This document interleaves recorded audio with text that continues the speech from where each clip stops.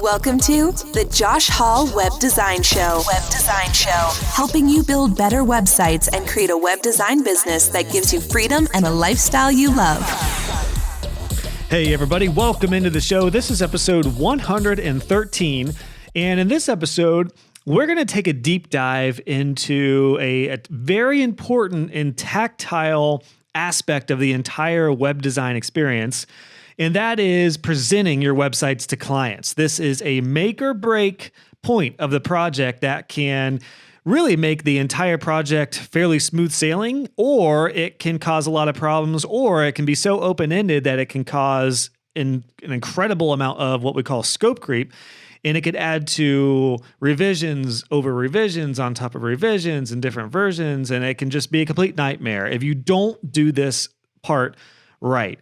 And when I say right, there's not one way to go about this. There's actually several ways to go about presenting your website designs. There's no right or wrong way to do it.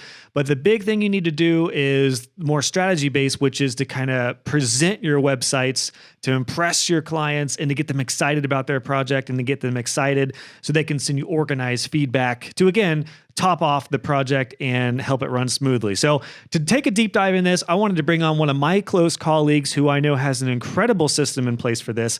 This is John Wooten. He is a professional web designer. His agency is called Artillery Media. They're based in Nebraska. He's also a course instructor at Break Into Web. I had his partner Kelly on recently on the podcast. I wanted to have John back on to talk about this in detail because, again, he has got a lot of incredible processes in place, and he's been doing this for years, so it's a proven process. It differs from how I've always presented web designs to my clients over the years, but we do have a lot of common things that we really dive into in detail in this episode. So I had a blast talking with John again. He was actually on early in the podcast. He was episode 18, so I wanted to, again, have him back on for this one. And I'm not going to give too much away because we had an incredible conversation. To be honest, I think it got better and better and better as we went through. We ended up really diving into the weeds every step of the way. So definitely hang in there, especially to the very end, because we talk about some really cool stuff at the very end. So I cannot wait to hear how this one helps you out with presenting your website designs to your clients. Again, it's such a crucial part of the web design process. And I do want to say before we dive in as well, John has an incredible free resource for you. If you go to breakintoweb.com/Josh, there's a free training on there, and John actually shows his process with this free training video. There's some other resources for you there as well. So be sure to check that out. We do talk about that at the end of this episode, but definitely check that out. Now, before we dive in, I do want to mention, this is one part of the puzzle to creating a successful process for your clients all the way through. If you're curious about the entire process for building a site, launching it and doing it successfully and managing revisions, I do have a course that breaks out the entire process that this particular topic can fit right into. It's my web design process course. It's open right now. It'll be in the show notes for this episode at joshhall.co/113.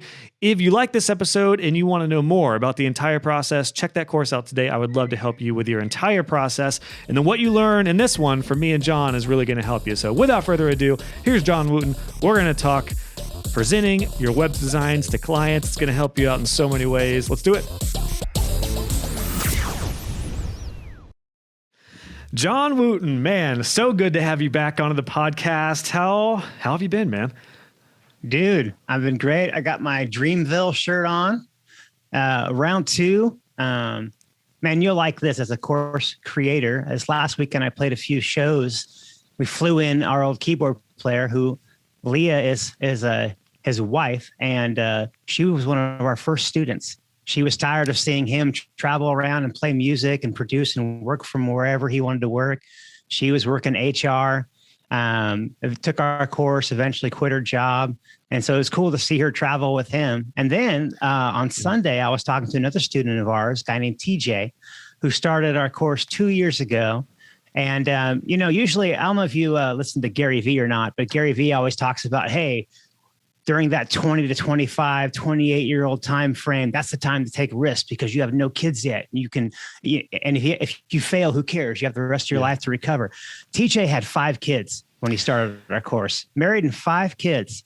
And he told me this last weekend that he's quitting his job, his full-time job in June. Yeah. He wanted to quit at the beginning of the year, but his boss pleaded with him to stay on. So he said, I'll stay on till June, but now he's going to quit his job and do things full time. So I know as a course creator, man, it just feels like empowering and exciting when you see your students get what they set out to do. So anyway, well, I'm in a good mood today.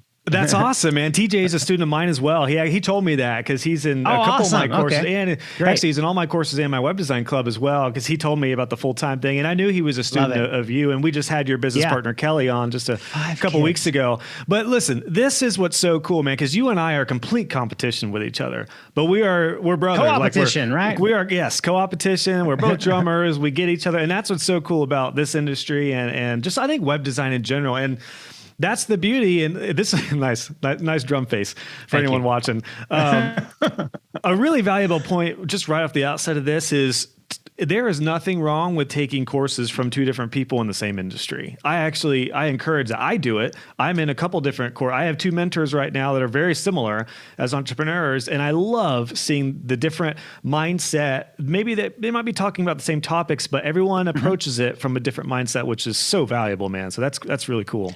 And if you do decide to take both of our courses, just use our own referral links for each other. Right. Thank you. Well, and I know you got some cool stuff cooked up for my audience with your guys' courses with Break Into Web. So I know we'll get to that, Absolutely. But we are going to get tactile in this talk. And I guess this will be a nice time for this in the podcast. We've been talking a lot about business stuff and lots of entrepreneurship kind of stuff. I wanted to really pick your brain about something that I know you have a lot of experience in, and I have a very different approach with this topic than a lot of other web designers and agencies, and that is presenting your designs to clients. So we haven't really talked about this too much on the podcast, so I'm excited to dive into this, and let's just stress the importance of this, John. I imagine you would back me up in saying this is one of the most important processes and parts of the entire website build, because if you preview a website design well, that can save you potentially, like half of the time of a project moving forward. If you can persuade clients and convince them to understand your design rather than just sending a link over and hoping for the best. So I cannot wait to pick your brain about this. Do you want to fill everybody in? I meant to ask you before we get going, for those of you who, or for those in the audience who haven't heard your previous episodes, which was episode 18, can you let everybody know where you're based out of and what you do, not only in Break Into Web, but what else you're up to in the web? Sure. So my name's John Wooten. I've been building websites for over 15 years. As Kelly said in her episode, I'm a fellow web designosaur, meaning I was doing this before WordPress was around. On old school HTML tables, all that great stuff. So not to date myself. So I do several different things. My main business is Artillery Media. I run that with a friend of mine named Jake, who's also been on this podcast. That's going well every year, slow and steady growth up and to the right. Every website we're adding on to our monthly recurring revenue. Gotta love that. So that business is going amazing. Love it. Then I'm also an instructor at Break Into Web. Kelly, as I mentioned, is the co-teacher. She handles all the business side of the course. She has an MBA in business. I do not have an MBA in business, so I am the technical guy. And so that's the other thing that I do. And then I'm also a consultant over at Superfly. So I've been with them for quite a while. So I'm familiar with Divi, very familiar with the whole community. And then as Josh mentioned, I'm also a drummer. I drum in a two-piece pop rock band called Voda, V as in victory, VOTA, vodaband.com if you want to check that out. It is not a Divi site. So I'm a little diversified, if you will. Whoa, out of the last 300 websites I've done, one has been non-Divi. That's how I diversify. I believe in diversification right there. I'm based out of the Midwest. I'm in Lincoln, Nebraska, pretty much the smack dab middle of the country. So I was just on a tour. We did 20 shows on the tour. It's a house concert tour with this guy named Peter Furler. If you're in the Christian world, you'll know who he is. But it was funny. It's on at least 3 or 4 different times, someone find out I'm from Nebraska and they'd be like, "What's your main crop out there?" And I'd be like, "I don't know. I live in the city. I don't know. Corn, maybe soybean. I don't know." So it's like, hey, we have 2 cities here in Nebraska that are actually legit. And the one that I live in, Lincoln's one of them. So yeah, man. And I feel you being in Columbus, Ohio, it's very similar. A lot of people assume it's just a bunch of cornfields. There is a lot of cornfields, but we've got some incredible cities here, and the downtown of Columbus is vastly different than a lot of the other parts of the state. So it's very cool. It's diverse and it's cool. I think that adds to our Midwestern approach to customer service, which, talk about a segue. It's key. Yeah. I think that actually potentially leads right into this topic of presenting your designs, because would you say, this might be a good question to get us kicked off, would you say this more like customer service first mentality kind of helps us with presenting our designs, because we don't have a hands-off approach with our clients. We want to guide them through the experience. Would you say that's something that I never really thought about that, but would you say that's true, being our backgrounds in design and everything? It's a big part of it. And when you talk about know, liking, and trusting, getting folks to know, like, and trust you, that customer service hands-on approach is going to be a big key to that. And then when someone know, likes, and trusts you, they want to approve that design you sent over. So give them reasons to. Yeah. Yeah. I love that. Well, let's dive into it, man. So my process before I thought about it, I would do what probably everyone does, which is you make your new design and you just send your client the link. And you're suddenly super nervous. You probably start sweating and you're like, oh my God, I haven't heard anything in 2 hours. Do they hate it? Maybe you don't hear anything in 24 hours. And you're like, oh my gosh, they hate it. I'm not good at this. You're probably, your worst fears lie in anticipation. So you're probably, thinking all the worst case scenarios. And then I'm an imposter. I'm an imposter. Imposter syndrome is real. So that was typically what I went through. And usually it went very well. There was a few times where, the client wasn't feeling the design or whatever. But more often than not, it went pretty well. But it still was a terrible process, I learned early on, because you leave all the control to your client and you don't give yourself the chance to explain why you designed things the way you did, how you did it, what the strategy was. So I want to share my quick backstory on this, John, and I want to hear how you turned it around for yourself, because I would imagine you did the same unless you just started off as a rock star. But no.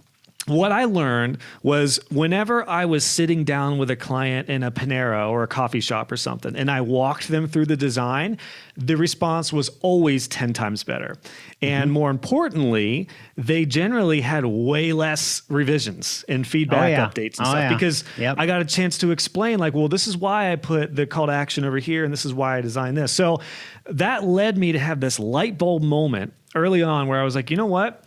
What if I just sent a video previewing the design and really just walked them through the entire design? So that it was like a massive game changer moment for my business, and it really literally shaved hours off my builds moving forward. So did you have a similar moment, or when did this idea of focusing on presenting your designs well come to be for you? Yeah, absolutely. And for those on there, we're talking about how to present your designs or your deliverables. This goes for other things too. You're presenting a wireframe, you're presenting a style tile, maybe you're presenting a mock-up, or you are presenting a homepage of a website or the first draft of the website. And so this whole talk here is part of a training I'm working on that helps designers go from charging $500 a website to $5,000. And that it all focuses around strategy, right? And the other thing, as Josh mentioned, is that this will help you get your designs and deliverables approved faster. So before I started using this method, which is very similar to yours, Josh, I would have V4, V5, home mockup, V6. Now the majority of them are home V1, V2, maybe a V3 every now and then for something super minor. And so going through this method of presenting really helps cut that time down. And in fact, I had a section on here called What Not to Do. And a couple of points on that was, an email with a screenshot with a, what do you think? Or even worse is just thoughts. You're the expert. Present that. And I even do this. I even present it to them like, this is your new homepage. It's not even up for discussion. Like, I'm the expert. Because I had a thought probably about a year ago where we were still making videos. I've probably been making videos maybe for 4 or 5 years. Before that, I was doing exactly what you said. I'd send it in the email and I would just pray to God, like, please, I hope they don't hate it, which is just so natural that we assume they're going to be like, I hate this, you know, even though that never happens. So yes. So then I had this thought about a year ago. I thought, man, if I'm sending a mock-up to someone who knows nothing about design, they're super busy with their trade job, especially like a trade client, a blue collar client, right? Yeah. They probably get it, and they're probably like, "Why is he asking me about this?" Good point.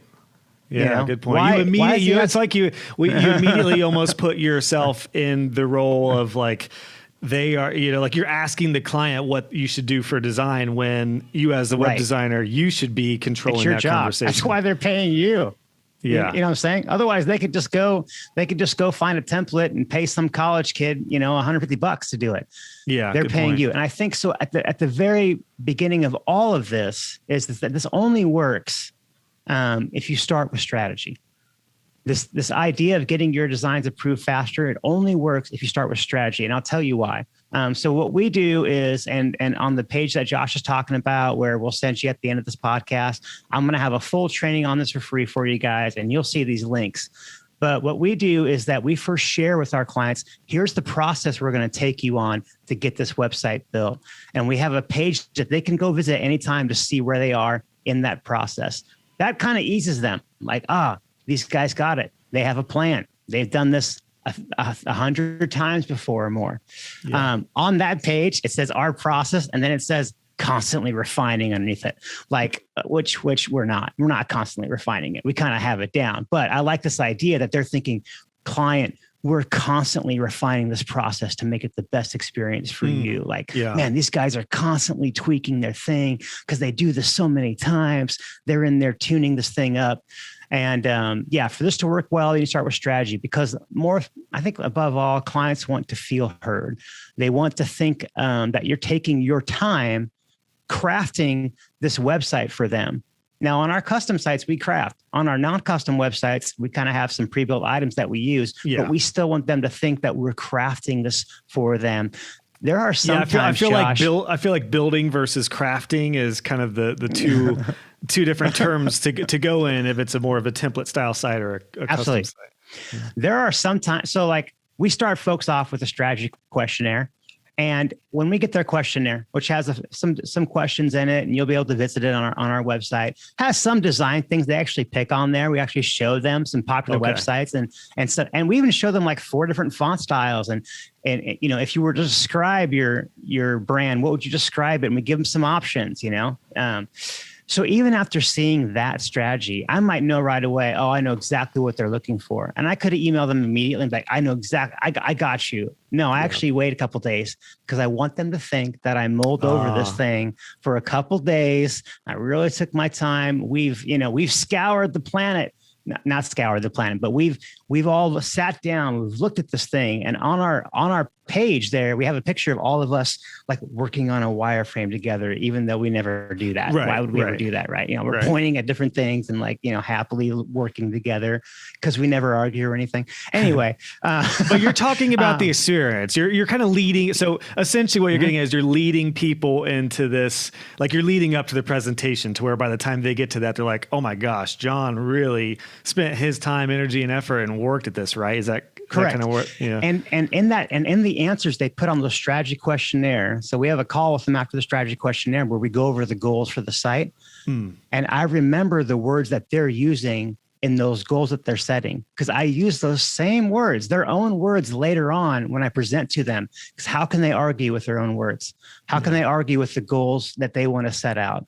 And so if I have those in mind from the get-go, they're going to know that, man, this whole time, our goals for the website, our strategy that's what's driving the design, not John as a solo designer that likes to use this certain style that I don't like. It's not about the style then. That's about, one of my top sales tips as well. This could be in the process after you land a client and when you're selling them is I call it matching and marrying, which I know is probably pretty popular in different entrepreneurial realms. But if you focus in on a keyword, if somebody's like, I want a site that's just clean and modern, if you come back at the very end of the conversation and say like, my goal is to give you a clean and modern site. And they're like, oh yes, clean and modern. That's exactly what I want. Yeah.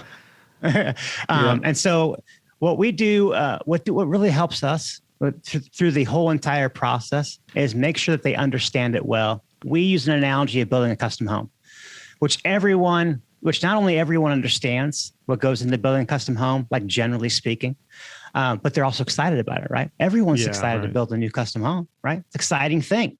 So I want that. I want it to be compared to that because that's already generating excitement. Yeah. Now, some folks do different processes, which is fine. So Kelly does her process totally different than mine. She actually doesn't do. So what we do is we do a site outline, and I equate that to what are the features do you want for your new home? Do you want 4 beds, 4 baths, bonus room, 3-car garage, finished basement? That's our site outline. What list of pages do you want? What features are you looking for? Gotcha. And then so that's good to have. So after the site outline, we do a wireframe. And now that's more like a blueprint for a house, right? It's a lot easier to move that kitchen during the blueprint phase than it is after the site's built. I tell clients this in videos. I say, this is your wireframe. Now's the time to move things around. We're only focusing on flow of the page right here. You said you want something easy to navigate. This page is going to funnel people to the right spots of the website. That's why this is here. Then we move into a style guide, which is more like meeting with the interior designer, right?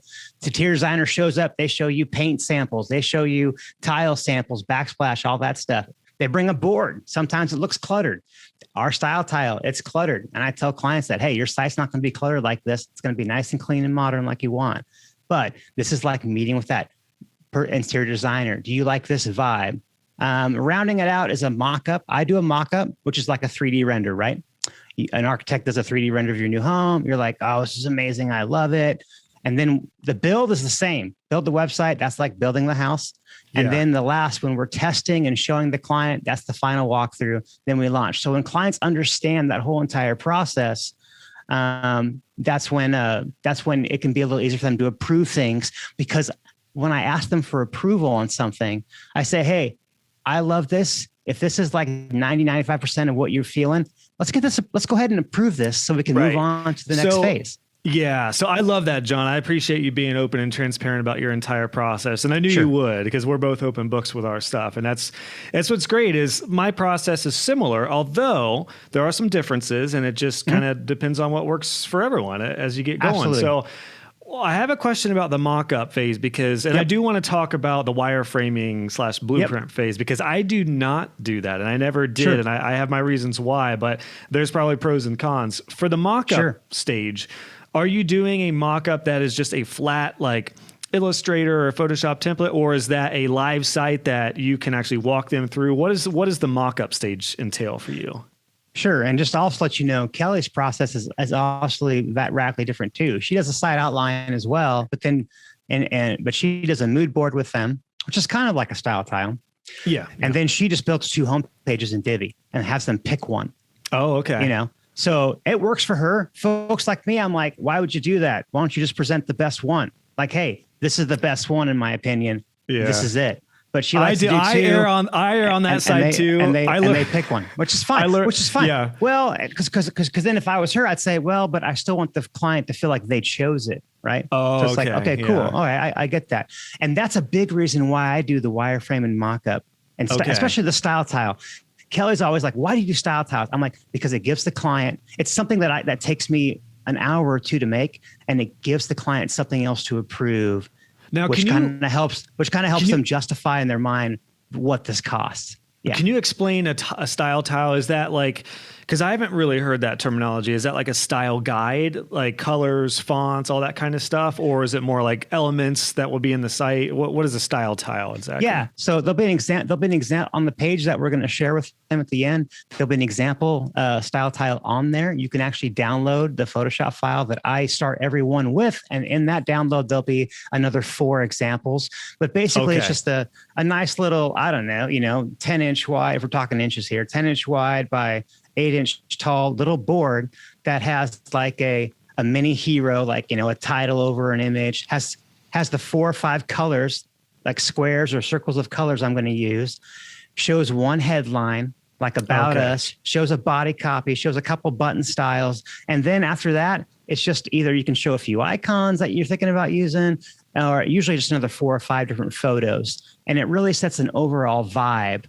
Because the key here is, and I'll get into this, the key is after they've approved my wireframe and after they've approved my style tile, well, the mockup is just the combination of those 2 things. Okay. And so they always approve that fast because I've already got the colors out of the way. I've got the typography out of the way. That all got approved during the style tile. Before I was doing a style tile, I was working up a whole entire mockup, either in Photoshop or in Divi, and just shooting it, either one. Okay, yeah. But then if they didn't like the font or if they didn't like a color, I had to go through and replace them. Even though Divi has amazing tools for that stuff, it's still kind of more of a headache than just having to replace it in this little style tile thing. Plus, as I mentioned, it gives them another thing to approve. And I remind them in future videos on other approval items, hey, remember, we started out with that wireframe that you approved. And I love that you approved it because I'm right in line with you. You said you wanted more email signups. You know what? I agree with you. That's super important. I validate their decisions, right? But I have a couple tips here though when it comes to actually. Well, yeah, we'll keep. Well, I was just thinking like it kind of reminds me of the idea of you want to get a lot of like little yeses to help with the big yes of a sale or something like that. And I think in design, it kind of sounds like you're leading their client like one step at a time. So before they even see the finished product, they're already like, they're programmed to say, yes, okay, we got this. I like this. We check this off. So by the time I hadn't thought of that. I imagine you're really in a weird way, not in any sort of manipulative way, but you are kind of programming your clients to be agreeable and understand every step of the way and have a little bit of ownership in the decision. So by the time they see the website, it's not a surprise as to what it looks like. Oh, no. So they know. And to go back, I never answered your question, but so right now I'm old school. I still do mock-ups in Photoshop. Now, Jake doesn't. Jake works them up in Divi and sends them that. And I'm fine with either way. And then if they approve the mock-up, I build the homepage in Divi, and it looks exactly like the mock-up. Do you find clients respond well to a flat image? Because I always felt like I liked showing them a browser-based design because if we did any animations or hovers, clients tended to like it gave it some life. And I would often, when I did like a website preview, I would like zoom across the screen. And if we got to like this footer call to action section that would like zoom up, the client would often be like, oh, I like how you did that. I'll never forget the first Divi site I ever built for one of my clients, the first Divi site I built. You know how if you like the logo, if you zip down, the logo would just shrink a little bit. I remember that was out of the box with Divi. I didn't do anything, but the client was like, oh, I love what you did, how the logo just gets a little smaller. And I was like, that's right. I worked really hard on that. But reality is I didn't do anything. But so I just say that I found that my clients like to see those little animations. Do you find that as well? Or do you feel like the flat route works pretty good for you too? Yeah, I kind of do a mix. So when I'm showing them their mock-up and when I mention that, hey, as folks scroll down the page, this header's going to stick, I show them another site that we've done that has that example. Or hey, when you hover over this call to action bar, it's kind of going to glow. I show them an example of that on another website that we've done. So Damn I wish I would have thought about that. Would have saved me some time rather than building it out there. If they see what you worked up in Divi already and they're like, I love it, then boom. Yeah. You're there. Versus me, if they say, hey, I love that mock-up. Well, now I got to go build it in Divi. Yeah. Well, hey, look, I can tell you right now, John, I already love the way we're approaching this conversation because we've already established there's numerous ways to do this. There's no right or wrong. You have your thing. Jake has his thing. I have mine thing. Kelly has her. Like there's taking the pros and cons and seeing what works for you. And to that point, a pro that I found was, even though I took more time designing the initial design that the client didn't even see yet, like I never went through the wireframe or a branding process at this point. I just showed them the site. It did give me the chance to do that preview and like work on some stuff that they felt like I customized for them. So when they saw that hover over effect, they were like, oh wow, Josh really like, he did this for me. Like I don't want to make him change this. I know he worked really hard on this. So I guess that's part of it too. But I definitely, I just wanted to put that out there that I think we have a good approach on this, and it's probably daunting in some way, but it's kind of nice because you can implement whatever you want to do for you. And I'm talking to everyone listening. You can really pull from how we all have our processes and then, put your own thing together, which is awesome. Yeah. But no matter what your process you don't send that email with just the question of thoughts. Yes. Except the thoughts. What do you think? Yeah. Yeah, I usually say, so well said. I'm excited at the end. I mean, obviously you want them to know they can give feedback. So I'll say at the end, I'm excited to hear your feedback, but that's after I've said, I love it. Piece. Sometimes I'll joke with them in the video. I'll be like, well, I love it, but of course I love it. I made it. I'll joke with them. Yeah, here's my next question for you. I'm glad you mentioned this, because there is a very fine line here that we're balancing between us, the expert, the designer, having the control, but also making the client feel like they have some control, because they are paying for it. They should get some say. There's the old adage, like the client's not always right, but when somebody is paying for something, inevitably you're going to probably get into a situation where you have to do something you don't want to do as a designer just to pay the bills. But there is this fine line here where you want to have the controlling aspects of it, but you want to give your client some control. So with that in mind, I was going to ask you how you leave that preview video or mock-up. Like, where do you leave that? Do you open it up saying, all right, we're looking forward to hearing back? Because I'm sure some people could take this too far and say, all right, here's your new design. Hope you like it. Now pay us. And that's not what we're saying here. But we do want to, expand on our expertise. And I think for me, what I found was to explain why. Strategy. Maybe even more than my opinion is the strategy aspects. Like, here's why we put this here. This is why this color is here. How you kind of already answered it there, but John, I'd love to see maybe what's worked for you. Do you ask directly for feedback? Do you say like, what are a few things you like, or do you schedule a consult call after that initial presentation? Sure. What does that look like? Yeah, sure. And I actually have some notes for each. It depends on what I'm presenting. So I have notes on each kind of different thing to present. But then I have some overall basics that to know even when you're making your video. But yeah, so we use Basecamp for all our client communications. And so there's never it's pretty rare that I call that I'm on the phone with the client. Okay. Usually all communication happens within Basecamp. And I mean, like I've said, since doing these steps that we're talking about, it's really cutting down the edits to round 1 or round 2. Yeah, that's awesome. So some tips that I have for your video is like, number 1, set the stage, have a nice background. Right now I have this background right here. I have things up here that are strategic. Like this book says design is a job. Wow. This guy reads a book called Design is a Job. He's really serious about this, right? I have read that book actually. This thing, is it a design award? What is it? It's not a design award, but it kind of looks like one. Maybe it could be. Other things that could cause conversation. There's some Marine Corps stuff up here, and there's some other stuff that I've been asked about from time to time, and they get to know, like, and trust me more when they ask me about stuff that's behind me. We're doing this during the day. I'm not making videos at night when it's creepy and it's really dark. I have my hair, I got my hair done up. I usually wear like a nicer shirt on these videos. I want them to you're going all out, man. or just flat black, musician, right? Or just do some push-ups and keep the shirt off before you really want to impress your clients. I want them to feel like it's a professional presentation. My phone is on silent. And here's another big key. Have all your deliverables and your anything supporting. Like if I'm going to show other examples, I have those things ready to go in my dock on my Mac or whatever your Windows thing is. I don't want them to see me hunting for something and typing in a web address and waiting for the page to load. No, have all that stuff ready to go. So before you make your video, get all the stuff ready to go. And little hack on that. I mean, I generally advise against pausing a recording, but if you're using Loom, it seems to work pretty. Yeah. Well, I was going to say sometimes there's a pop. There is a pop sometimes. Worst case scenario, you could splice it together if that's the case. But to your point, John, yeah, it's best to have everything ready. And I learned that with doing course videos too. That way you don't make people wait, 10 or 15 seconds for something to open up. And these videos are shorter.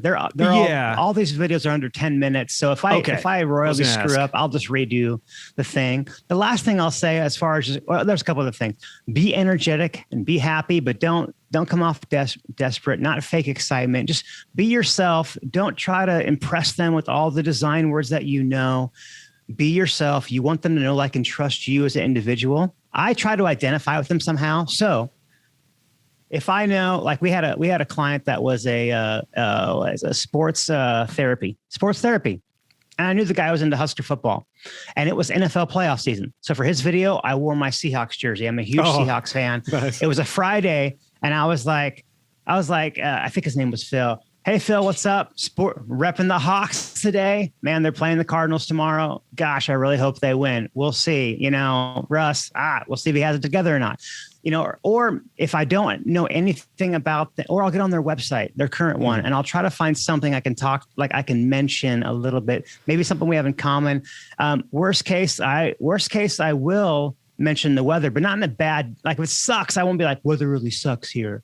No, I'll be like, hey, man, it was gray skies, but the sun's out today. I'm excited to go out later and get some jogging in, blah, blah, blah. I just like to get them to know, like, and trust me a little bit more. The other big tip I'll say about the video is, for me anyway, you can do what you want, but I don't have the deliverable or the design up on the screen right away. I don't do that. Yeah. When I start the video out, it's either my blank background or it's their old site.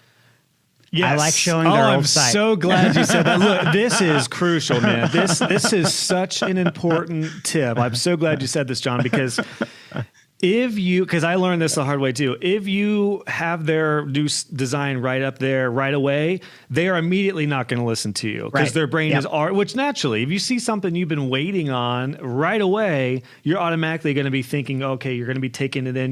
They're going to zone you out. So I love that. Have a cover page or just a video of you or whatever. Set the precedents, get them ready. I think even better, like you said, John, is the before. Like, so here's what you're dealing with now. Here's some of the issues we went over. Now, here's what we're going to do with the new site. Boom. Sometimes I'll start with the blank, just my desktop blank. No folders, no files, no nothing. It's blank. It's just my video in the corner. And then I'll say, okay, so I'm really super excited to show you the mock-up. And then I'll accidentally, but it's on purpose, open my, have my browser come up, which will be on their old site. And I'll be like, oh no, I actually had your old site. I'll be like, oh yeah, there it is. It looks exactly like your home one. Such an easy job for me, you know? And I'll be like, no, I'm just kidding. That's not it. And then I'll show them the new one, because when they see that before and after right away like that, they immediately can judge it right off the bat. And right away, dude, yours that's is going to look so much better. That's so funny. I do it on accident. It's like I accidentally put up your old site. No, I didn't. I didn't do that all the time, but I totally did that a couple times too. I would show the old site. Yeah, like, all right, so here's the new design, and they'd be like, oh, and I'm like, no, I'm just kidding. This is your old design. Here's the new one. Now, if their old site's pretty good, we've had some clients where their current site, I'm like, this looks amazing, but they just can't edit it, or there's something else that they need. So those cases, I won't do that. Last thing I'll say about the video is don't do them on the fly. Have enough time, especially the first few, until you've done a lot of them. Have some notes up on, like I have some notes right now, but have some notes up of what you're going to say. And then after you've done so many of them, you kind of have it in your head. Then you can do them on the fly. Like I'll be like, oh, hey, honey, I'll be right out. Make this video really quick, right? And then you can. That's a great point. Yeah, because it really should, particularly for time's sake, because as you start doing these, I was going to ask you how long they are. It sounds like they're typically under 10 minutes. 7 to 10 minutes usually. And then when I share the link to the video, so when I send them in Basecamp, here's the style tile. I put a few notes in there of things I like about it, and remember, and some strategy items. That way, in case they don't watch the video, if they just look at the mock-up that's in the attachment, I still got my points across, but it's not long. I don't put a ton of text in there. And then I say, I've made a video with my thoughts, parenthesis, under 7 minutes, not 7 minutes, under 8 minutes. Oh, nice. Okay. Nice. So that way it seems like, they know, it's only 8 minutes long. Yeah, they know, like, okay, I'm on lunch right now. I'm going to eat. I'm going to watch this. I've got 10 minutes. I can, That's great. That's a genius idea. Also, on that note of almost creating an outline to keep yourself on track, you can totally take that outline and that can be what you send your client, because you can base your video off that outline and then just plop that in Basecamp or whatever program you're using to send the video with your details. That's exactly what I did, John. And I love that. I was actually curious as well, like with the video stuff, because it's a really good point you made about your presentation with the video of you and everything. A lot of my previews I did with no video of me. It was just a screen recording, which, you know, all the principles we just went over can apply to that too for anyone who's not comfortable on camera quite yet. It's a lot less daunting just to do a screen flow video or a screen recording. But have you seen anything else work, or do you try to hit anything in those videos along with that? Like, do you bring up some of those pain points? Do you focus on call to actions? Do you talk about like the growth of the business as far as like why you design this here kind of thing? Are there any highlighted items that you tend to go to? Yeah. And I'll kind of cover each kind of thing. I have a couple notes per what you're presenting. So for example, let's say I'm presenting a wireframe. Right. And if you're not familiar with the wireframe, it's just a black and white flow of the page, mostly lorem ipsum text with some key. It's just a section by section deal. And we base that off of their strategy questionnaire, those features, what they wanted, and their goals with the site, right? So let's say their goal was more email signups, or we're going to have an email opt-in right away. Or let's say their goal was, I really needed a site that's easy to navigate. I have these 3 main things I do. Well, then on the homepage, we're going to have classic, right? You've all seen it. We're going to have the 3 boxes of the 3 things they do, which is going to funnel people to the right part of the site. So when I'm presenting a wireframe, I make it more about the strategy and the flow of the page. Rather than design, because the wireframe, there's no design in there. So I don't even show them any colors yet or anything. This is all about, hey, I want to get this started right. I want to make sure that when your customers land on this website, they're going to easily be able to do what they want. Actually, more importantly, not what they want. We want them to do what you want them to do. So it's more of it's almost like a advanced look at an outline. I would view that as, because you're not getting into the design. Because I did find the few times I tried wireframe previews and mock-ups, I found that just confused the clients and it like discouraged them because they kind of viewed that as a design. And that's probably with how I incorrectly presented it. Because like I tried to do a couple where I was like, okay, your logo is going to be here, your button's going to be here, it's going to be here. And they viewed it as like, well, because they're not designers, to your point, like if you're working with a blue collar construction dude, he's not going to know what the heck. Yeah, I mean, maybe a blueprint, they'd get that analogy. But I did find that, and again, I think maybe it's because how I went about it. I blended the preview design phase with the wireframe instead of that being more about functionality. So I think that's a good point to kind of consider that in the very first part as an extension of the outline, it sounds like. The wireframe video is the shortest one by far, because I don't even really do like this button is here. It's more about a section. Like, okay, this whole section, this whole email opt-in section is right here because of this. And then this testimonial follows it because we want them to be like, wow, it worked for them. That probably worked for me. Yeah, I'll put my email in. And I kind of like work scenarios like that in the video. Like I'm a user visiting the website. I have written down here, say things like, users will easily be able to use the site, or they'll be quickly funneled to the right part of the site. Remind them of their goals. You mentioned the strategy questionnaire. You wanted to make, this a priority or that. So the wireframe, most of those videos are 3 to 5 minutes, and they usually are like, I rarely get feedback on a wireframe. Usually it's looks great. But so it's a wireframe is another thing that takes me an hour to make, maybe, because I have a bunch of pre-made ones that I can just drag items from in the wireframing app I use called Mockups. MOQUPS. You can see that online. But that's so it takes an hour to make, if that, sometimes 30 minutes, and it gives them another thing to say yes to. Something that I crafted for them, something that I worked up for them, that they're like, wow, John's getting this flow and strategy down. I approve this. And do you ever put actual headlines and text there, or do you typically? Headlines, yes, but body text, no. Headlines, yeah. I'll put some headlines, or I'll say. And I will say, I was just thinking, when it comes to like getting content from clients, It's a great way to set the precedence of how much content they should send you, because if you say, client, can you send me, a little bit of information for your homepage? They might send you a book, and then it's like, well, shoot, now I got to tweak this and make sure it fits within, 2 paragraphs or something. So that's another pro of that route.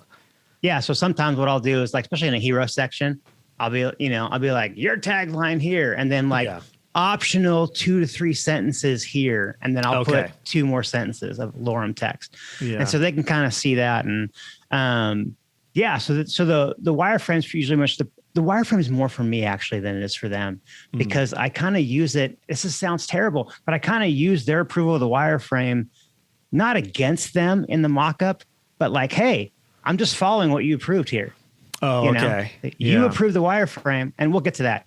If I'm presenting a style tile or a mock-up, so that's a style tiles are the first design thing they see, the colors, all that. And then later on comes the mock-up, right? So if I'm presenting a style tile or mock-up, again, I show the old site or nothing on the screen, and I kind of think of it as a big reveal. Like, you're gonna be like, I'm so excited to show this to you, and then I click on it, and it comes up, and immediately I affirm it. I'm like, I love this. Let me tell you why.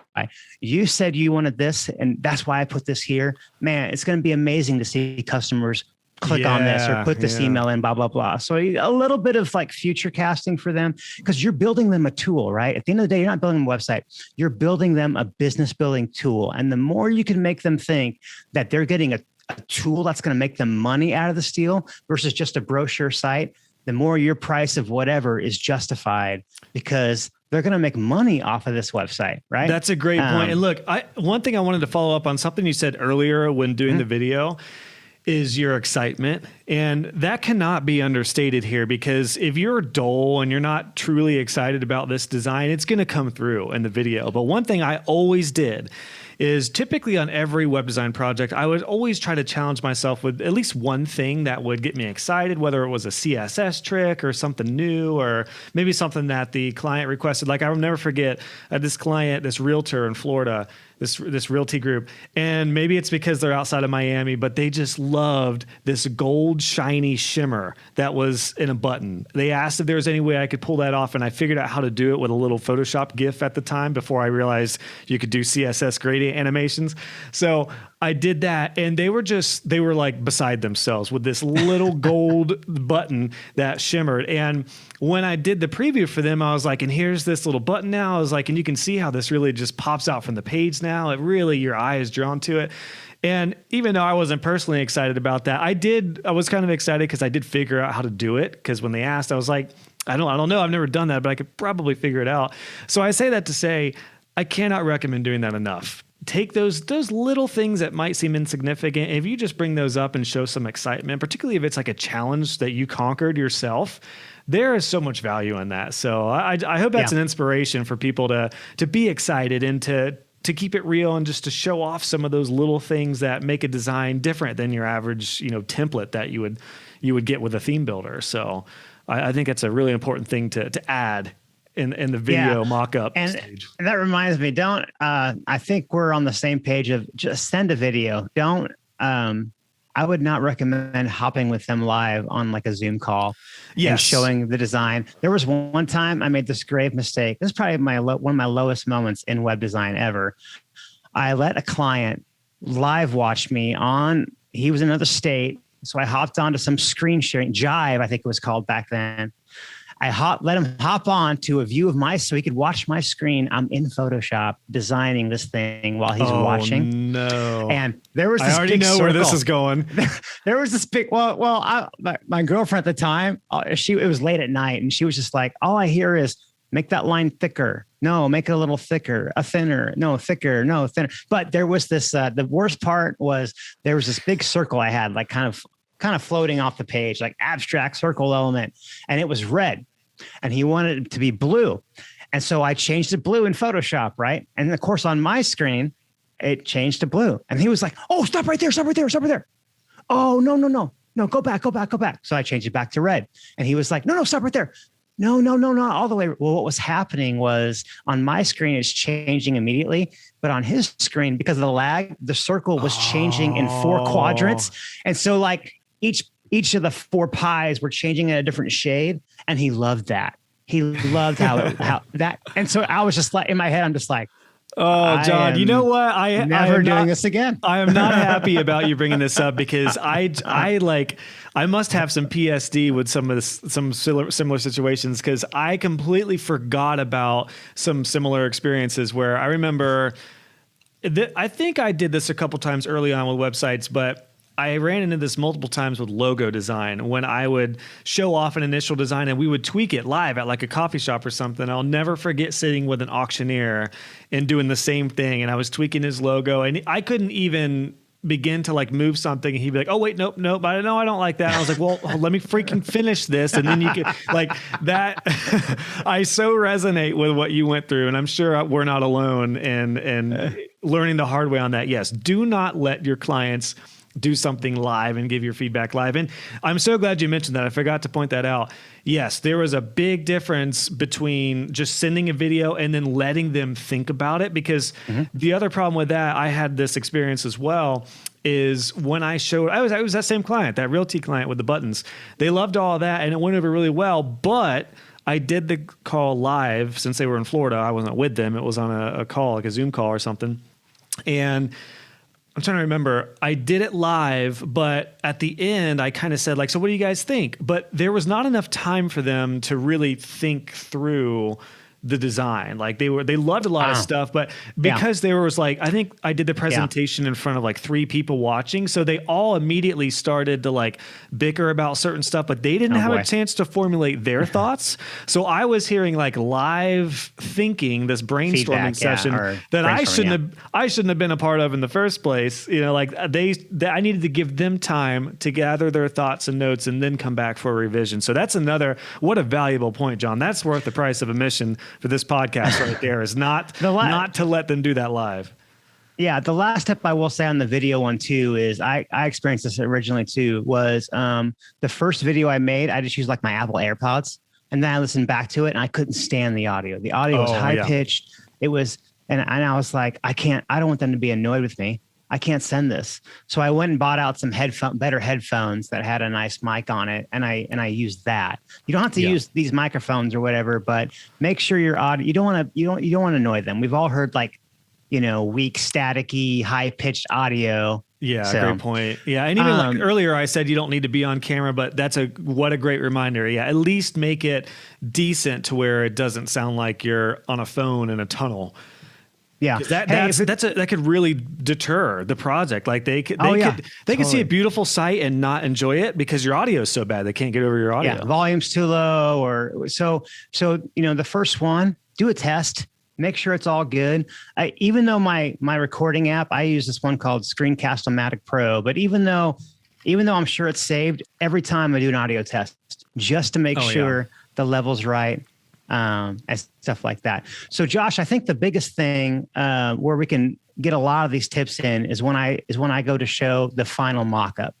And I think the biggest key for me getting those approved faster, because that thing takes me the most time. Whether you build it in Divi, whether you're building your first mock-up in Divi and you build a homepage in Divi and you screen shoot it and you send it over. Is this screen shoot or screenshot it? What's the past tense of screen shoot? I don't know, whatever. But as we found out through doing it, you'll be episode 113, I think. Over 100 episodes in, I've realized that we've made up a large amount of words in this podcast. Right. So I think screen shooter, that might be added. Screen shooter. That we'll add that to the list of words that are probably not grammatically correct to the Josh Hall Web Design Show. But whether you're working up in Divi, that takes hours. Right. Yeah. It takes me a while to work up a completed homepage that looks nice, that's ready to present to the client. That takes me hours.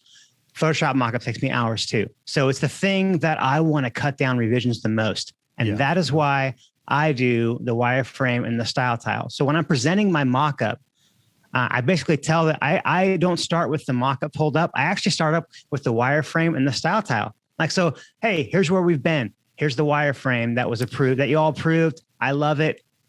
I spend like maybe 10 seconds on that. Here's that style tile. Love these colors. This is going to look great. Man, the fonts are modern, but they're timeless, blah, blah, blah.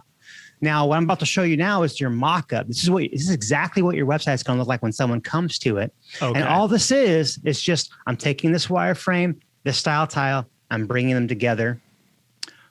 And then I get rid of those and I pull up the mock-up and I say, I'm so excited to show you, this is your new website. Okay. That's what I tell them. Yeah. It's exactly what I tell them. Yeah, I tell them it's like it's a presentation. That's why this isn't called I'm selling how to show it. you're selling it. It really is a presentation. That's very intentional for the title of this episode. I have 2 questions for you, John, to kind of pull this all together and wrap this up. One is mobile.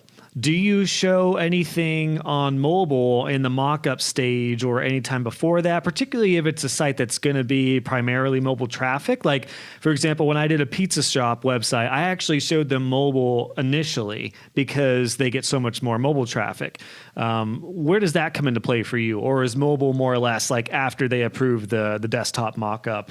What does that look like for you? Yeah. So usually it's after the desktop mock-up is approved, I built the site in Divi, and then, man, for the most part, I can't think of a single time where they're not happy with the mobile experience because I'm pretty OCD about mobile. Yeah. And the reason I want to point this out too is because my method, sorry, I got my pen in my hand. I'm just like pointing it right at you. My method, I found some issues with that early on because I didn't say anything about mobile. I just kind of assumed they knew. I hadn't done mobile yet. So when I sent them the preview and a link of the live site, I learned, I need to tell them we have not adjusted mobile yet. So just look at desktop first, because if they look at sending that, a live site. Okay, yeah. Sending a live site over, I say that too. I say, hey, look at desktop. If I send a mock-up over, I don't have to worry about that. Sure. But I will say, hey, framework we use is going to stack the stuff super nice for you. And I'll show an example if need be. If they want, they can. It's an add-on. They can pay for a mobile mock-up, which I will mock it up exactly how to look on mobile as well. Interesting. A couple of the notes I wanted to say for when you're presenting a whole mock-up or a whole homepage, don't do what I call the real estate tour. Don't be like, so you don't have to highlight everything. Don't be like, so up here, top left, we have our logo. We have our menu at the top right. Like, they know that. They know that's where the logo is. Like, you're wasting time. Point. Just point out the strategic things.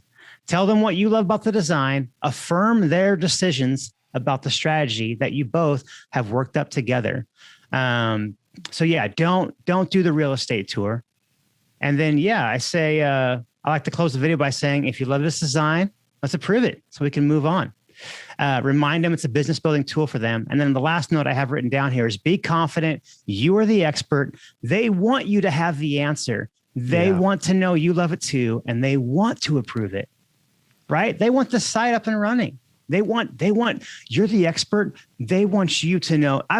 It's kind of some of the more awkward things that awkward question I've gotten from somebody after they see a mock-up is they'll ask me, well, John, do you like it? You ever had that happen? You ever had a client ask you if you like what their site design? Like what am I going to say? No, I don't like it. No, I'm going to say, hey, I love it. I'll tell you why. I'm excited for the new customers you're going to get. People are going to see this. They're going to opt in. They're going to do this or that. It's so much easier to use than your last website. They're going to be able to find exactly what they're looking for right away. And more importantly, Yeah, I was gonna say the term that I use, which was genuine. This was from the heart. I learned to tell clients, I'm so excited for you to show this off, for you to be excited about your site finally, like that. I meant that. That came from the heart on a couple of projects, and it went over so well that clients that helped alleviate the feedback because they were like, "You're right. I trust you. You know what you're doing. You're excited about this. Let's do it. Let's roll." So that's great. So I want to recap the process, John. I got one final question I'm really curious about. Before we do that though, where would you like everybody to go? I know you mentioned you've got some free resources. Where would you like everybody to head to after this podcast? Yeah. I'm sure you'll link to it in the show notes. Definitely. But it's breakintoweb.com/Josh. If you go to breakintoweb.com/Josh Hall, that's Kelly's episode. My episode is breakintoweb.com/Josh, and it's break, BREAK. Not like breaking the car. Breaking the car. Yeah. We'll make sure we get this linked in the show notes because I did just have Kelly on, but that is to a different resource. This is because this has the free video I'm looking at right now. Yeah, this is what you're going to get. You're going to get a nice welcome Josh Hall podcast. You're going to get the free video training, which I told you about. It's 30 minutes long. So it's a little more in depth than what we just went over, but we covered it pretty well here. But you're going to see some examples in there. You're going to see a style tile example from our own website. And you can actually click on the link there and see our website and see how closely it ties the design wise to the style tile. That's awesome. Yeah. And it's then so much better. It's so much better visual too. Like we do what we can on a podcast, but there's nothing like seeing something. Sure. And then you can actually, I start every website with a version of the style tile, that the artillery one that you see there. Of course, everything's stripped out, but all of the spots are ready to go to easily just drop photos in and you got it made. You can download that for free. Just give me your name and email because I want to send you marketing stuff. And then a special offer for y'all. If you do decide to join our course, Break Into Web, first of all, consider Josh's too, or do both, like you said. But you're going to get 20% off. You're going to get this fancy swag pack that we're talking about, which includes our There's No Place Like Homepage shirt, which I have one right here. There's no place like homepage. You're going to get a nice little notebook to write down your goals, do some wireframes in this thing, whatever. And you're also going to get a fun little Break Into Web mug and a nice Break Into Web. And a nice Break Into Web sticker to slap on your laptop. Yeah. So anyway, and then you can just scroll down the page to get started. If you decide to Break Into Web, take a fun quiz and it'll get you started. Yeah. But that's what I got for your listeners. Sweet. Yeah. There's some great resources I'm looking at right now. We'll of course link that in the show notes. Very worth I want to be clear. time. I got to be crystal clear. You only get the swag pack if you buy the course. You don't get the swag pack if you download the free style file. But I just want to be clear about that. Can't send out free mugs. I know. Unfortunately, we can't send out free mugs. But yeah, no, this is great, John. I love this, man. That's why I was so excited to bring you on to kind of share your process, being that it's different from mine, and we all have our own thing. So recapping your process, quick question to end this off. So it's really a 5-step, right? Outline, wireframe, style tile, mock-up, and then final mock-up preview. Yes, sir. Right? You got it. There it is. Awesome. That's a beautiful 5-phase process. Now, I am very curious. I almost asked this right from the beginning. I completely forgot about it. Now I'm going to ask it. Do you ever deviate from this process? Like if there is, because for example, I've worked with some mostly construction guys in my experience that did not give a crap about the design. They were like, we trust you, man. You just do your thing. And as long as it looks, fairly good, we'll be cool. So I never took that detailed of approach with them. I just kind of showed them the design. And a lot of them really were. They were like, yep, looks good to me. Do you ever do that? Do you ever deviate from this? Or do you really stick to this religiously on every project? Anymore, I'm pretty strict because if I'm working on the project, it's a custom site. And so their budget is where. Okay. Yeah, because you don't do this. You don't do this for your template, like they deserve all these things. So. But before that point, like let's say I had the construction guy example, right? I would still do the wireframe because I just want to make sure, every piece that you want on the homepage is here. I at least need to know that. I at least need to know what pieces do you want? Like, do you want testimonials on there or not? Do you want this or that? So that, yes. And then I could see skipping the style tile and just showing them working up the first 3 sections of the home, but just like, hey, I just want to make sure I'm getting started right. Check this out. What I don't want to do is I don't want to work up a whole thing and then be told, man, we're just not feeling it. Can you show us something else? Yeah, gotcha. And so that's why I have all these things that they approve, because by the time the mock-up comes around, they don't have really for them to be a surprise to move. Well, it's not gonna be a surprise, and for them to move something, they know it's on them. Okay. Because like I said, if you try to move your kitchen in blueprint phase, easy. Try to move your kitchen after the house is built, it can be done, right? I tell them this too. I'm like, it can be done, but it's going to cost a lot more resources. It's going to take a lot more time. Yeah. And that's what we're trying to prevent. We're trying to get everything in its right place first. Strategy first, then design. And strategy is part of design. But and like I said, Kelly does things totally different than I do. But I think what you can really take away from this training is just all the tips on how to present it. Like you are presenting to them. You're the expert. You're telling them this is your new website, and just try it. Try it for a few projects. Try telling the clients, I'm super excited to show you your new website. This is it. Let's do this. Sometimes I just say, let's do this. I don't even ask them. Sometimes I don't even ask them what they think. I just say, let's do this. John, send, and usually you'll get the feedback either way. It's best to put them in the right state. And your days of V3, V4, V5, V6 are going to be over. I promise you. Beautiful. What a way to end it, John. Man, thanks so much for dishing out your process. Again, we'll link it all in the show notes, breakintoweb.com/Josh. Great stuff there, man. Dude, thank you for, as always, being so open and transparent about what's worked for you and you guys. Yeah, man. And Absolutely. we'll do number 3 here at some point in the future. There's oodles of stuff we can continue to talk about. So let's keep at it, man. Let's do it. Cheers, y'all. Thanks, John. Hey guys and gals, just wanted to pop in with a couple things before you head out. If you enjoyed this episode, please consider leaving a review on iTunes or wherever you listen to this podcast. I would love to hear your feedback, and it will also help other web designers find the show. Be sure to check out the show notes for this episode. Just go to joshhall.co, click on podcasts, and search this episode number, and you'll find all the links, descriptions, and resources we talked about. And if you haven't already, make sure you subscribe, and you'll be notified when the next episode is live. Thanks again for tuning in, and I'll catch you guys on the next episode.